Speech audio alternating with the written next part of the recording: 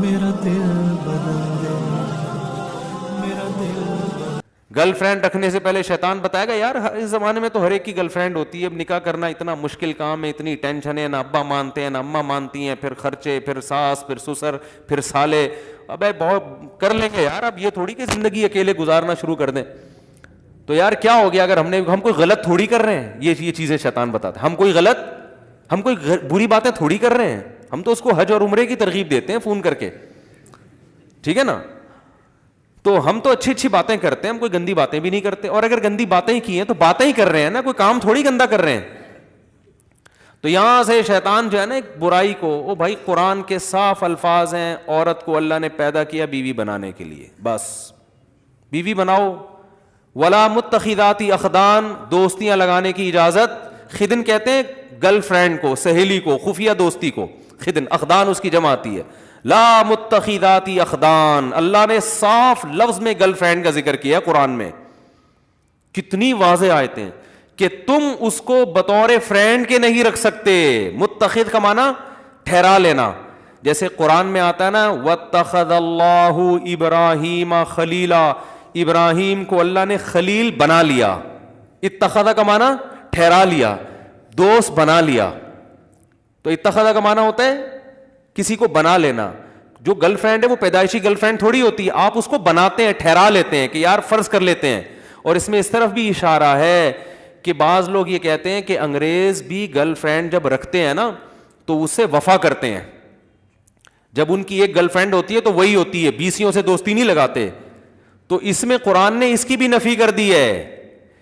ٹھہرانے کا جو لفظ ہے، ٹھہرانے کا مطلب کیا ہوتا ہے؟ اسی کو بنایا ہے، باقاعدہ فرض کیا اس کو کہ یہ میری فرینڈ ہے. ایسا نہیں ہے کہ کبھی ادھر چلا گیا، کہ وہ تو بالکل ہی حرام ہے، وہ بھی ناجائز ہے. لیکن یہ جو ایک اگر آپ ٹھہرا لیتے ہو، یا دو گرل فرینڈ رکھ لیتے ہو، یا تین رکھ لیتے ہو، تو سب ایک ہی جیسی حرام ہے اللہ کی نظر. متخذات اخدان، قرآن کے صاف الفاظ ہیں کہ کسی کو تمہیں خدن بنانے کی اجازت، خفیہ دوستیوں کی بھی اجازت نہیں ہے. گرل فرینڈ رکھنے کی بھی اجازت، خفیہ دوستیوں کا بھی قرآن نے الگ سے ذکر کیا، دوستیوں کا بھی قرآن نے الگ سے ذکر کیا. غیر مصافحین، اور قرآن نے کہا کہ اس طرح بھی عورت سے آپ ریلیشن قائم نہیں کر سکتے کہ محض اپنی خواہش کو پوری کرنا ہو آپ نے، محض اپنی. جیسے بعض لوگ یہ کہتے ہیں کہ ہم اگر یعنی عورت سے ہمارا اگر ریلیشن نہیں ہوتا تو ہم ڈپریشن میں جاتے ہیں، تو ہم اپنی ایک سیکسول ڈیزائرز ہیں پوری کر لیتے ہیں، تو ہم کیا ہو جاتے ہیں تھوڑے سے فریش. اب رشتہ نہیں مل رہا ہمیں، جو نکاح کے لیے جو ہے کوئی عورت کا انتظام نہیں ہو رہا، مہنگائی بہت ہے، خرچے بہت ہیں، ابا نہیں مان رہے، اماں نہیں مان رہی، یہ نہیں ہو رہا، وہ نہیں ہو رہا. تو اب جو ہے نا ہم اپنی ایک دماغ کو ریلیکس کرنے کے لیے وقتی طور پر کانٹیکٹ کر رہے ہیں. تو غیر مصافحین، اللہ نے فرمایا تمہیں اس کی بھی اجازت. آپ غیر مصافحین کا ترجمہ دا کے دیکھ لیں. صفاح کہتے ہیں پانی بہانے کو، یعنی صرف اپنی ایک ڈیزائرز پوری کرنا، اس کے لیے بھی آپ یہ بھی الاؤ نہیں ہے. تو ایک ہی راستہ بچا ہے آپ کے پاس، وہ کیا ہے؟ بولو بھائی. میں جو اس پہ اتنا چیختا ہوں نا، اتنا اس لیے چیخ رہا ہوں کہ وہ مان ہی رہے، اس طرف کلچر تباہ ہو رہا ہے. تو صرف ایک راستہ اللہ نے رکھا ہے نکاح کا. اس میں پھر بے شک آپ کی نیت خواہش پوری کرنے کی ہو، لیکن بیوی بنا کے اگر خواہش پوری کرنے کی نیت سے بھی کسی سے نکاح کریں گے تو چونکہ اس کے حقوق آپ کے ذمہ لازم ہوں گے، آپ نے حقوق ادا کرنے ہیں، تو اس میں اگر آپ کی نیت عیاشی بھی ہے تو وہ برا عمل، بولو بھائی، نہیں ہے. یہ میں اس لیے کہہ رہا ہوں کہ لوگ اس میں بھی اللہ کی حدود سے تجاوز کرتے ہیں. بعض تو ایسے ہو گئے ہیں لبرلزم کی انتہا کو، لبرل پنے کی انتہا کو پہنچے ہوئے ہیں.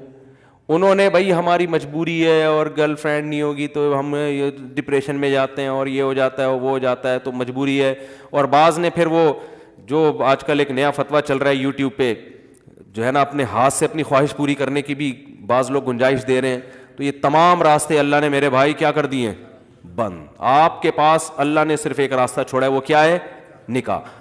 تو اب ایک طرف غلو تو یہ ہے کہ حرام چیزوں کی اجازت، دوسرا غلو یہ ہے کہ حلال میں بھی لوگوں نے کچھ اپنی طرف سے قیدیں لگا دی ہیں. مثال کے طور پر ایک آدمی اگر شادی کر رہا ہے، وہ صرف اس لیے شادی کر رہا ہے کہ یار میں ایک حلال لذت سے فائدہ اٹھانا چاہتا ہوں. بعض دفعہ انسان کسی لڑکی کے حسن و جمال سے متاثر ہو کے شادی کرتا ہے، خوبصورت ہے وہ، تو اس پہ بھی اسلام میں کوئی پابندی، بولتے کیوں نہیں بھائی؟ نہیں ہے. کوئی پابندی نہیں ہے.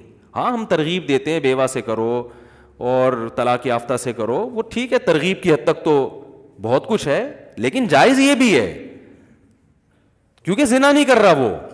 اور دوسری بات یہ کہ وہ عیاشی کی نیت سے بھی اگر کر رہا ہے تو یہ عیاشی ایسی ہے جو عیاشی برائے عیاشی نہیں ہے, اس لیے کہ جس سے بھی آپ نکاح کرو گے چاہے خوبصورتی کی بیس پہ کر رہے ہو, جب بیوی بنے گی تو 10 ذمہ داریاں آپ کے اوپر, بولتے کیوں نہیں بھائی, آ جائیں گی. تو یہ عیاشی اپنے خرچے پہ ہو رہی ہے, لہذا اس پر کسی کو انگلی اٹھانے کی اجازت نہیں ہے, اپنے خرچے پہ ہو رہی ہے, اپنی ذمہ داری پہ ہو رہی ہے, ٹھیک ہے نا, تو جائز ہے یہ.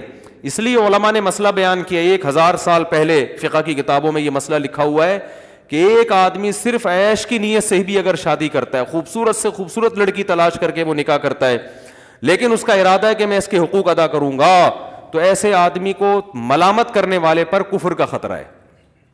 کفر کا خطرہ اس لیے کہ قرآن مجید میں اللہ نے ارشاد فرمایا الا علی ازواجہم او ما ملکت ایمانہم فانہم غیر ملومین, کہ جو اپنی بیوی سے اپنی خواہشات پوری کرتے ہیں یہ لوگ قابل ملامت نہیں ہیں. تو جب اللہ نے ایک سرٹیفکیٹ دے دیا, ایک اسٹیمپ لگا دی کہ یہ آدمی حلال طریقے سے جو اپنی خواہش پوری کر رہا ہے یہ قابل ملامت نہیں ہے, تو جب اللہ نے ایک سرٹیفکیٹ آپ کو دے دیا کہ قابل ملامت نہیں ہے, تو آپ کیوں زیادہ صوفی بن کے, فنٹر بن کے زیادہ نیک بننے کی کوشش کر رہے ہو اور آپ اس کو ملامت کر رہے ہو؟ بات آ رہی ہے سمجھ میں؟ تو یہ 1 میں بھی ہے, 2 میں بھی, 3 میں بھی, 4 میں, معذرت کے ساتھ وہ ٹاپک آ گیا, لیکن کیا کریں. اگر کوئی دوسری اس نیت سے کر رہا ہے, بھائی وہ اس نیت سے کر رہا ہے یار میرے پاس وسائل ہیں, میرے پاس اسباب ہیں, میری ایک بیوی ہے لیکن میں چاہتا ہوں ایسی 2-3 اور ہونی چاہیے, ایک بہت اچھی ہے تو 2-3 اور اچھی ہو جائیں, تو کیا زبردست. وہ ایک آدمی سے کسی نے پوچھا نا تمہاری عمر کتنی ہے, اس نے کہا 18 سال. اس نے کہا یار زبردست بھائی 18 سال. تو 10 سال بعد ملا, پوچھا کتنی عمر ہے, کہہ رہے 18 سال. کہہ رہے 10 سال پہلے بھی 18. اس نے کہا آپ 18 پہ اتنے خوش ہوئے تھے کہ دوبارہ سے 18 سال ہے. ٹھیک ہے, دوبارہ سے کتنی ہے, 18 سال. آپ کے جواب سے مجھے مزہ اتنا آیا تھا. تو ایک آدمی کی شادی ہوئی, اتنی اچھی بیوی ملی اس کو, تو بھائی یار ایک اور ایسی ہو جائے, اللہ نے وسائل دیے ہیں, میں گھر دے سکتا ہوں, الگ گھر اس کے ساتھ نہیں, گھر دے سکتا ہوں اس کو, میرے پاس وسائل ہیں, تو کوئی بات نہیں بھائی. اگر آپ کا مقصد صرف جائز عیش و عشرت ہے تو بھی ٹھیک ہے, کوئی دوسرا آپ کو ملامت, تو اسلام نے اس کو لیگل قرار دیا. کیونکہ وجہ اس کی ہے کہ اس بہانے کسی عورت کو ٹھکانہ تو مل رہا ہے نا, اس کو ایک عدد میاں بھی تو مل رہا ہے, اس کی بھی تو حلال خواہش پوری ہو رہی ہے, اور دوسرا اس کو کفالت مل رہی ہے, اس کی اولاد کو باپ مل رہا ہے, اس کی ہونے والی اولاد کو. تو اتنے سارے اسلام اس کو فائدے عورت کو اس عمل کے ذریعے پہنچاتا ہے. اس لیے اسلام نے اس کی کھلی اجازت دی ہے کہ عیش کی نیت سے بھی کرتے ہو, اس پہ کوئی صوفی پابندی نہیں لگا سکتا. سمجھتے ہو یا نہیں سمجھتے ہو؟ تو اس لیے اس میں گھبرائے نہیں کرو.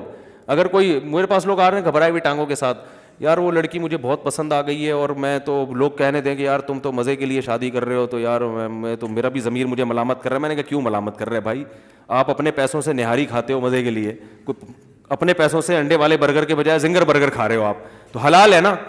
تو ایسے ہی میرے بھائی یہ بھی حلال ہے, لیکن اس میں عورت کو کیا ہے, فائدہ ہے.